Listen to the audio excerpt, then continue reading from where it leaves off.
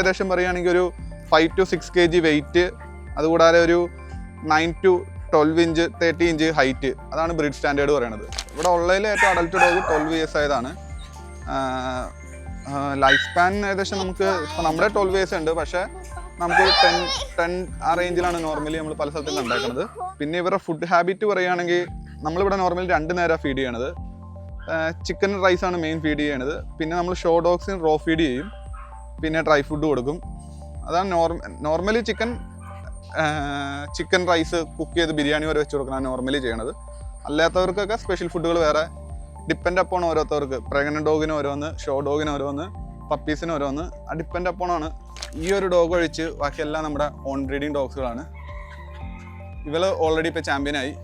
ഇവനിപ്പോൾ show ചെയ്ത് ഇപ്പോൾ 2 cc ആയി. 2 cc കൂടെ ഇവനും ചാമ്പ്യനായി. ഈ ബ്രീഡിനെ വളർത്തുമ്പോൾ ഫാമിലി സെല്ലിൽ ഉണ്ടാവുന്ന നമ്മുടെ ബെനിഫിറ്റ് എന്ന് പറഞ്ഞാൽ നമ്മുടെ ഇമോഷൻ ഇവർക്ക് കൺട്രോൾ ചെയ്യാൻ പറ്റും.